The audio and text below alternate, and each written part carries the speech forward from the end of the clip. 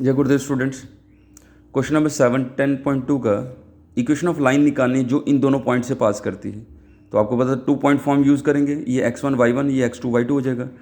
Formula use किया y minus y one upon y2 minus y one is equals to x minus x1 upon x2 minus x1। ये x1 y1 ले लिया, ये x2 y2 ले लिया। कोई matter नहीं है कि आप इसको x1 y1 और इसको x2 y2 भी ले सकते हैं।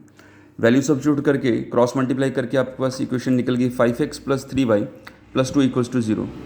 नेक्स्ट बोलता है पी क्यू आर एक ट्राइंगल है, आर एस मीडियन है, हमें इस मीडियन की इक्वेशन निकालनी है। तो अगर मैं एस के कोऑर्डिनेट्स निकाल दूँ तो आर एस की इक्वेशन निकल जाएगा बाई मिड पॉइंट, है ना, 2 पॉइंट फॉर्म से। तो एस मिड पॉइंट है पी क्यू का, तो एस के कोऑर्डिनेट निकल सकते हैं इन दोनों के कोऑर्डिनेट्स को यूज़ करके, that is 2 minus 2 by 2 and 1 plus 3 by 2। That means S के कोऑर्डिनेट्स निकल जाएंगे 0 2।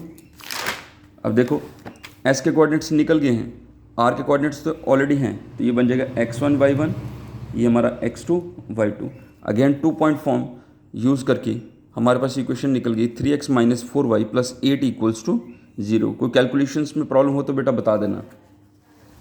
क्वेश्चन नंबर 10th में मेरे पास है कि हमें इक्वेशन लाइन की निकालनी है जो -3 5 से पास करता है और जो परपेंडिकुलर है इस लाइन पे।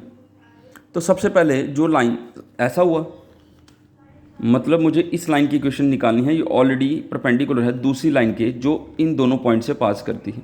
तो अगर मैं इस लाइन की स्लोप निकाल दूं, दैट मीन्स जो लाइन इन दोनों पॉइंट से पास करती है उसकी स्लोप निकाल दूं, तो नेगेटिव इनवर्स इसकी स्लोप होगी जिसकी इक्वेशन मुझे निकालनी है। तो slope of the line joining 2 5 and -3 6, उसकी फॉर्मूला क्या होता है स्लोप का, y2 minus y one upon x2 minus x1। वो मेरे पास निकली 1 अपॉन -5। तो इसका मतलब स्लोप रिक्वायर्ड लाइन, रिक्वायर्ड मतलब जो मुझे चाहिए ये वाली लाइन, तो नेगेटिव इनवर्स स्लोप होती है परपेंडिकुलर केस में, मतलब नेगेटिव देके इसको रिवर्स कर दो तो बन गया 5। क्योंकि अगर आप ऐसे नहीं कर सकते तो इस रूल से कर सकते हो, m1 dot m2 equals to -1। तो रिक्वायर्ड लाइन की स्लोप जो है 5 आ गई, पासिंग पॉइंट दिया हुआ है, तो स्लोप पॉइंट फॉर्म से मैं निकाल सकता हूँ y minus y one equals to m, x minus x1 को यूज़ करके इक्वेशन ऑफ लाइन निकाल सकता हूँ। Most important question number 12। Question number 12 में बोलता है हमें इक्वेशन लाइन की निकालनी है जो इक्वल इंटरसेप्ट्स बनाता है एक्सिस पे और पास करता है 2 3 पॉइंट से। तो सबसे पहले इंटरसेप्ट फॉर्म में जो लाइन की इक्वेशन होती है वो कौन सी होती है, x by a plus y by b equals to 1। अगर इंटरसेप्ट्स बराबर हैं इसका मतलब a और b बराबर हैं, मैंने b को रिप्लेस करके a लिख दिया। अब यही लाइन जो है 2 3 पॉइंट से पास करती है, तो अगर लाइन कोई भी किसी पॉइंट से पास करती है तो उसका x और y को सेटिस्फाई करेगी, इसका मतलब ये x और ये y होगा। तो वैल्यू सब्स्टिट्यूट की, a आ गया 5, इसकी a 5 है तो b भी 5 हो जाएगा। तो required equation of line intercept form में क्या होती है, x बाई a 5 है प्लस y बाई b भी 5 है इक्वल्स टू 1, एलसीएम 5 आ गया। शिफ्ट करके मेरे पास इक्वेशन ऑफ लाइन बन गई x plus y equals to 5। Question number 14th most important, ध्यान से समझिएगा। बोलते हैं हमें ऐसी लाइन की इक्वेशन निकालनी है जो 0 2 से पास करती है और वो 2π/3 एंगल बनाती है, किसके साथ, x एक्सिस के साथ। तो स्लोप निकालने के लिए tan ऑफ थीटा होता है, थीटा होगा 2π/3, इसको रिप्लेस करके 2π/3 को मैं लिख सकता हूँ पाई माइनस π/3।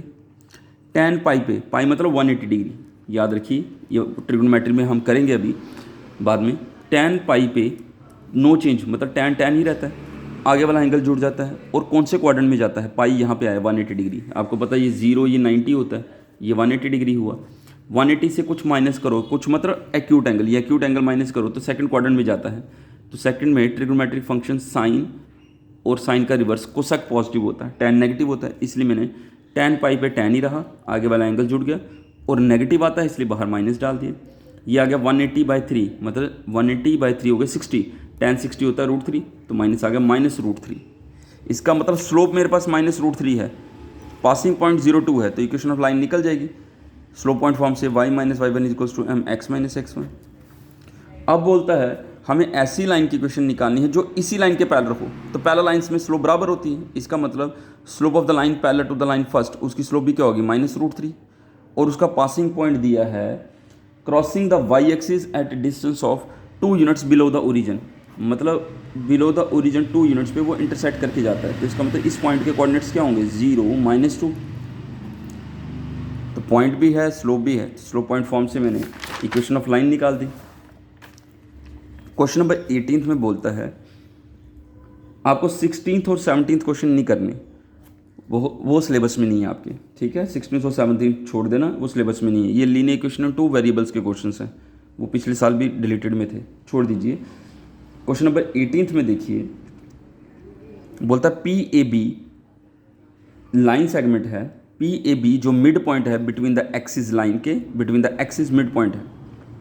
तो हमें शो करना x by a plus y by b equals to 2। सबसे पहले मैंने equation of line intersect form में ली, क्योंकि बिटवीन द एक्सिस है।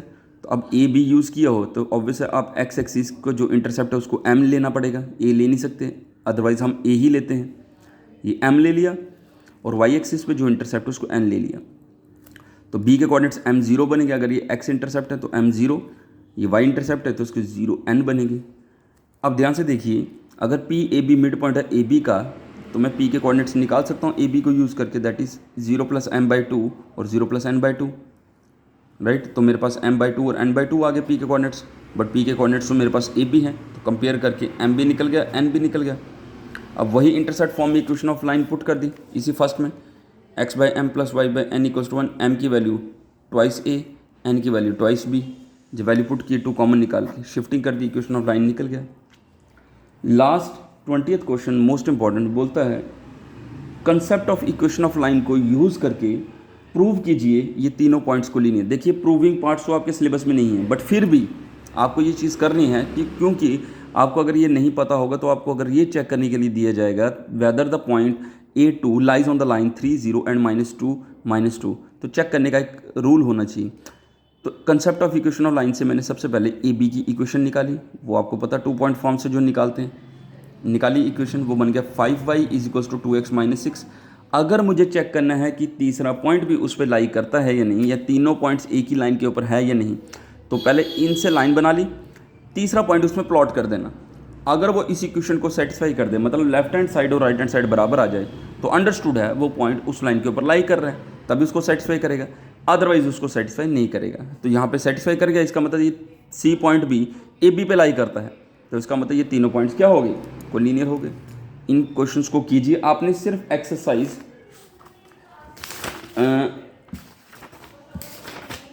10.3 तक आपने करना है, जो आपके एग्जाम में आएगा स्ट्रेट लाइन आनी है, 10.3 तक आपने करनी है, मिसलेनियस नहीं करनी, ठीक है, वो नहीं है सिलेबस में।